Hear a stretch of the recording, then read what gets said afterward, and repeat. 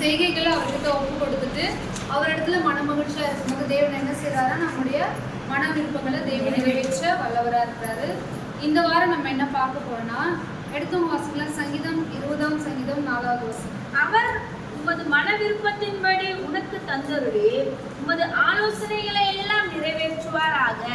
ஆமென். அவர் உமது மன விருப்பத்தின்படி உமக்கு தந்தருளி உமது ஆலோசனைகளை எல்லாம் நிறைவேற்றுவாராக. யாருக்கு நிறைவேற்றுவார், எப்போது நிறைவேற்றுவார் அப்படின்னு சொன்னா, சங்கீதங்களின் புஸ்தகம் 34ஆம் சங்கீதம் 8ஆம் வசனம்.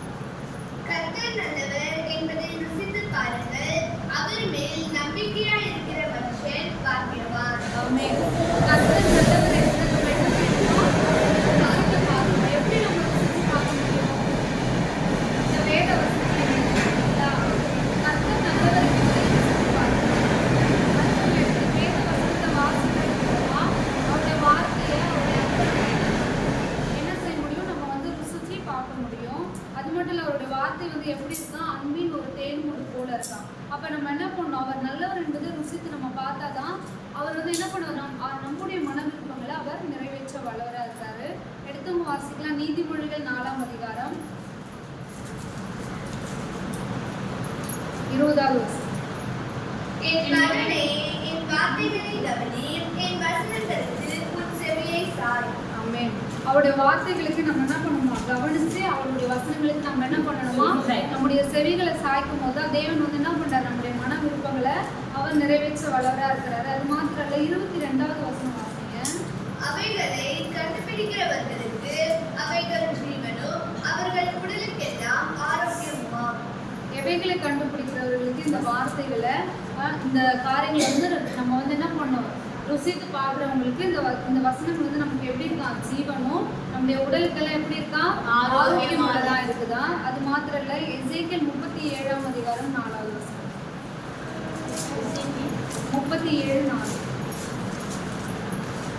அப்பொழுது அவர், நீ இந்த எலும்புகளை குறித்து தீர்க்க தரிசனம் உரைத்து அவைகளை பார்த்து சொல்ல வேண்டியது என்னவென்றால், உலர்ந்த எலும்புகளே, கர்த்தருடைய வார்த்தையை கேளுங்கள். ஆமென். இந்த கர்த்தருடைய வார்த்தை வந்து எப்படி இருக்கா, நம்ம நல்லவரும் நம்ம ருசிச்சு பார்க்கும்போது உலர்ந்து போன நம்முடைய வாழ்க்கையா இருக்கட்டும், நம்முடைய சரீரமா இருக்கட்டும், நம்முடைய பலன் எல்லாவற்றையும் என்ன பண்றாரு, அவர் உயிர் பெற செய்ய வல்லவரா இருந்தாரா. அது மாத்திரம் இல்ல, நம்ம வந்து எப்படி ருசிச்சு பார்க்க முடியும், யாராவது சொல்ல முடியுமா? இப்போ ஒரு சாக்லேட் இருக்குன்னு வச்சுக்கோங்க, நம்ம பசங்க இருக்கு, அவங்க வந்து சாப்பிடாமலே இதோட டேஸ்ட் எப்படி இருக்குன்னு அவங்களால சொல்ல முடியுமா? கண்டிப்பா முடியாது இல்லைங்களா? அப்படிதான் நம்ம ஒரு சாக்லேட்டோட ருசியை வந்து நம்ம சாப்பிட்டாதான் தெரியும். வசனத்தை வந்து நம்ம கர்த்தர் நல்லவர் நம்ம எப்படி ருசிச்சு பார்க்க முடியும்? படிச்சா மட்டும் பத்தாது, அதை என்ன பண்ணணும், நம்ம வாழ்க்கையில சில காரியங்கள் நம்ம அப்ளை பண்ணாதான் அந்த சூழ்நிலைகள் வரும்போது தான் அவர் வந்து நமக்கு நல்லவரா என்னன்றது நம்மளால உணர்ந்து கொள்ள முடியும். எடுத்தவங்க வாசிக்கலாம். மார்க் எழுதின சுவிசேஷம் 7ஆம் அதிகாரம் 32வது வசனம். அங்கே பொன்னை வாயுடைய ஒரு செவிடனை அவரிடத்தில் கொண்டு வந்து அவர் தமது கையை அவன் மேல் வைக்கும்படி வேண்டிக் கொண்டார்கள். அடுத்த வசனம் வாசிங்க. அப்பொழுது அவர் அவனை ஜனக்கூட்டத்தை விட்டு தனியே அழைத்து கொண்டு போய் தம்முடைய விரல்களை அவன் காதுகளில் வைத்து உமிழ்ந்து அவனுடைய நாவில் தொட்டு வானத்தை அண்ணாந்து பார்த்து பெருமூச்சை விட்டு எப்பத்தா என்றார். அதற்கு திறக்கப்படுவாயாக என்று அர்த்தமாம். உடனே அவனுடைய செவிகள் திறக்கப்பட்டு அவனுடைய நாவின் கட்டு அவிழ்ந்து அவன் செவ்வையாய் பேசினான். ஆமென். இதுல பாத்தீங்கன்னா, இதுல வந்து ஒரு செவிலன்னு ஊமியமான ஒரு மனுஷர் இருக்காரு. அவர் வந்து என்ன பண்றாரு, ஆண்டவரை தேடி போறாரு. போகும்போது இயேசு கிறிஸ்து வந்து என்ன பண்றாரு, அவருடைய காதுகளை உமிழ்ந்து என்ன பண்றாரு, அவருக்கு சுகம் கொடுக்குறாரு. எப்பத்தான் சொல்லி வார்த்தையை கொண்டு என்ன பண்றாரு, அவருக்கு வந்து சுகம் கொடுக்குறாரு. அது மாத்திரம் இல்ல, அந்த அற்புதம் வந்து என்னன்னா, ஒரு நல்ல காரியங்களை என்ன பண்றாரு, ருசிச்சு பார்க்க முடியாது. தேவன் வந்து என்ன பண்றாரு, அந்த செவிடனா இருக்கிற பூமியா இருக்கிற அவனோட வாழ்க்கையில என்ன பண்றாரு, இயேசு கிறிஸ்து அற்புதம் செய்யறாரு. அது எப்போ நடக்குன்னா, நம்ம ஆண்டவரை என்ன பண்ணோம், கர்த்தர் நல்லவர் என்பதை நம்ம ருசிச்சு பார்க்கும் பொழுதுதான், நம்ம வந்து ஆண்டவரை தேடும் பொழுதுதான் நமக்கு அவரோட மன விற்பனை எனக்கு எப்படியாவது என்ன பண்ணணும், சுகம் கிடைக்கணும், எனக்கு நல்ல வாய் நல்லா பேசணும், காதுகள் கேட்கணும்னு சொல்லிட்டு என்ன பண்றாரு, அவர் இயேசுவை வந்து தேடி போறாரு. அப்படி தேடி போகும்போது தேவன் வந்து இயேசு என்ன பண்றாரு, அவருடைய மன விருப்பத்தை கர்த்தர் வந்து என்ன பண்றாரு, நிறைவேற்றுவார். அதுக்கு நம்ம என்ன சொன்னா, அவர் நல்லவர் நம்ம ருசிச்சு பார்க்கணும். அது மாத்திரம் இல்லை, இன்னொரு ஒரு காரியத்தை நான் சொல்றேன். சங்கீதங்களின் புஸ்தகம் 34:14.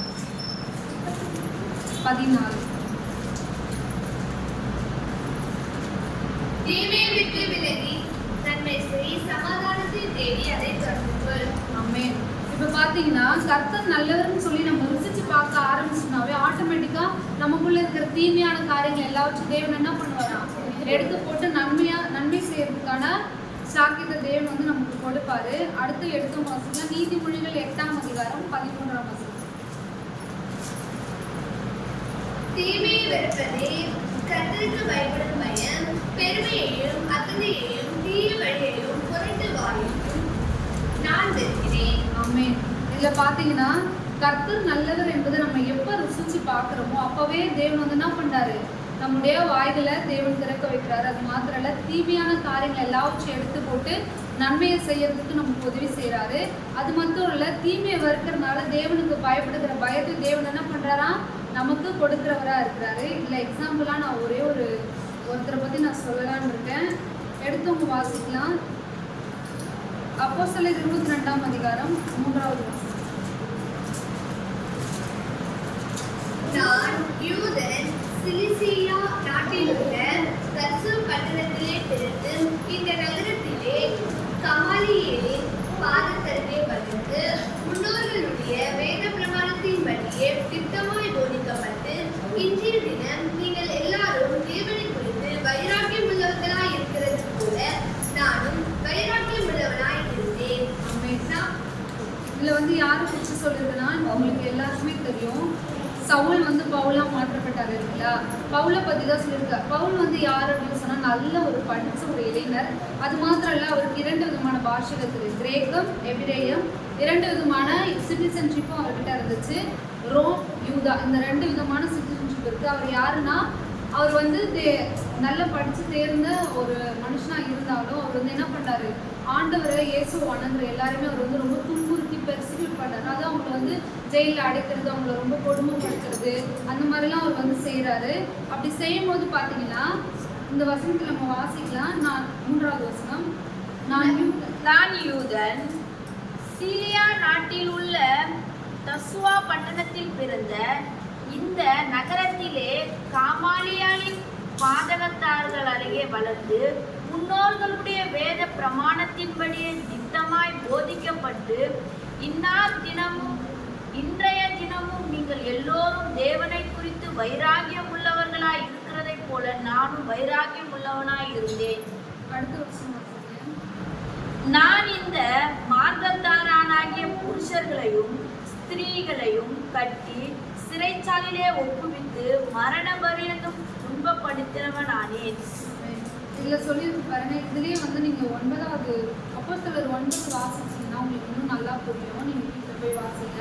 அவர் வந்து என்ன பண்றாரா, ஆண்டவருக்கு பிரியமா இருக்கிற எல்லா ஜனங்களையும் என்ன பண்றாரு, ரொம்ப துன்புறுத்தி அவங்களை வந்து என்ன பண்றது, காவல் அடைக்கிறது, அந்த மாதிரி காரியங்கள்லாம் செய்யறாரு. அதுலயே வந்து 5வது வசனம் வாசிங்க. அதற்கு பிரதான ஆசாரியரும் மூப்பர் யாவரும் சாட்சி கொடுப்பார்கள். அவர்கள் கையிலே நாம் சகோதரருக்கு நிருபங்களை வாங்கிக் கொண்டு தமஸ்குவில் இருக்கிறவர்களும் தண்டிக்கப்படும்படிக்கு அவர்களை கட்டி எருசலேமுக்கு கொண்டு வரும்படி அவ்விடத்திற்கு போனேன். அடுத்த வசனம். அப்படி நான் பிரயாணப்பட்டு தமஸ்குவுக்கு சமீபமான போது மத்தியான வேளையிலே சடுதியாய் வானத்திலிருந்து பேரொளி உண்டாகி என்னை சுற்றி பிரகாசித்தது. இதுல பாத்தீங்கன்னா இவர் வந்து என்ன பண்றாரு, ஆண்டவருக்கு பிரியமா ஆண்டவருடைய ஊழியம் செய்யறவங்களை என்ன பண்றாரு வந்து அடிச்சு கொடுமைப்படுத்துறது, சிறையில் அடைக்கிறது, அந்த மாதிரி காரியங்களை வந்து செஞ்சுட்டு இருக்காரு. அப்போ ஒரு நாள் என்னாச்சு, இவங்க பிரயாணமும் போயிட்டு இருக்கும்போது வானத்துல இருந்து ஒரு வெளிச்சம் வருது. அந்த வெளிச்சம் ஒரு மேல உதிச்ச உடனே அவங்க உள்ளவங்க எல்லாரும் என்ன பண்றாங்க, பயந்துடுறாங்க. அது மாத்திரம் இல்ல, அதுலயே வந்து 7வது வசனம் வாசிங்க. நான் தரையிலே விழுந்தேன். அப்பொழுது சவுலே சவுலே, நீ என்னை ஏன் துன்பப்படுத்துகிறாய் என்று என்னுடனே சொல்லுகிற ஒரு சத்தத்தை கேட்டேன். அதற்கு நான், ஆண்டவரே நீர் யார் என்றேன். அவர், நீ துன்பப்படுத்துகிற நசரேயனாகிய இயேசு நானே என்றார். என்னுடனே கூட இருந்தவர்கள் வெளிச்சத்தை கண்டு பயமடைந்தார்கள். என்னுடனே பேசினவருடைய சத்தத்தையோ அவர்கள் கேட்கவில்லை. அப்பொழுது நான்,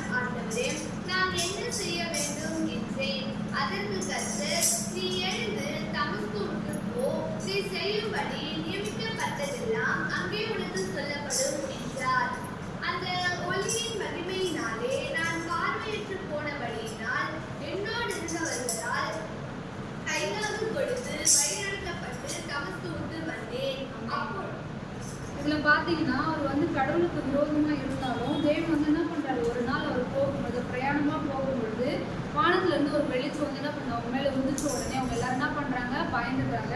அப்போ வந்து வானத்துல இருந்து ஒரு சத்தம் கேட்குது, சவுலே சவுலே அப்படின்னு சொல்லி கேட்கும்போது அவர் வந்து என்ன பண்ணாரு, தேவன் வந்து இயேசு வந்து பேசு, நீ துன்பப்படுத்துற இயேசு நான் தான் அப்படின்னு சொல்லி சொன்னோடனே அப்போ வந்து என்ன பண்ண, அவர் வந்து சரண்டர் பண்றாரு.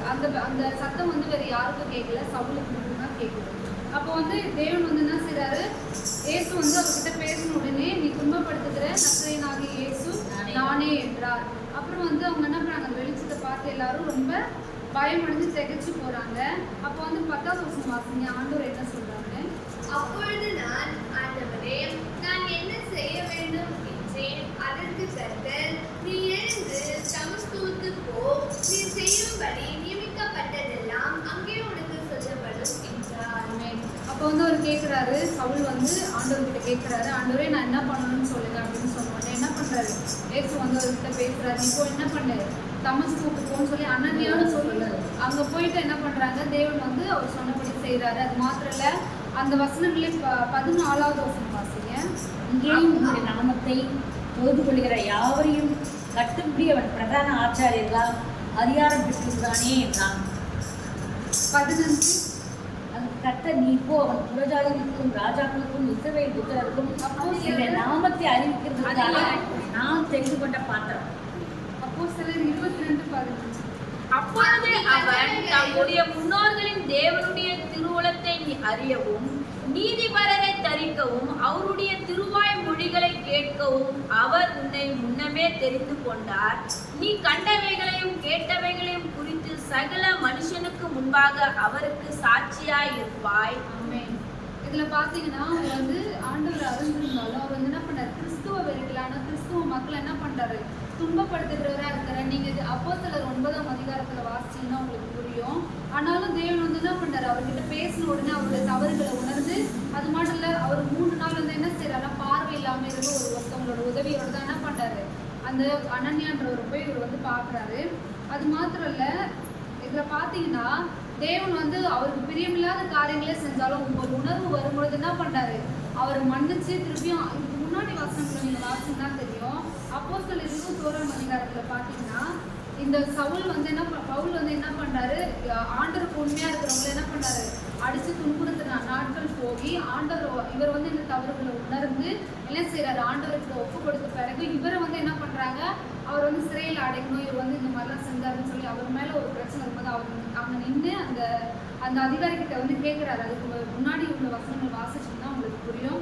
நான் வந்து என்ன பண்ண, ஜனங்க கிட்ட பேசணும் அப்படின்னு சொல்லி நின்று பேசும்பொழுது தான் அப்போ சொல்றாரு, இந்த மாதிரி நானும் உங்களை மாதிரி தான் என்ன பண்ணேன், கிறிஸ்துவ வந்து நான் வந்து ரொம்ப இது பண்ணானா இன்னைக்கு வந்து நான் உங்க முன்னாடி நிற்கிறேன், அந்த மாதிரி செய்யக்கூடாது. தேவன் வந்து எப்படி இந்த இடத்துல சாட்சியா இருக்கு நிற்க வச்சிருக்காரு சொல்லிட்டு என்ன பண்ண, ஜனங்களை பார்த்து என்ன பண்றாரு, அவர் சொல்றது மட்டும் ஆனாலும் அந்த ஜனங்க என்ன பண்ணல, அவர் வந்து சில ஜனங்கள் வந்து அவர் ஏற்றுக்கொள்ளலை. அவர் வந்து ஜெயிலில் அடைங்க, அவர் வந்து கல்லூரி, இந்த மாதிரி சில காரியங்கள்லாம் என்ன பண்றாங்க சொல்லிக்கிட்டே இருக்காங்க.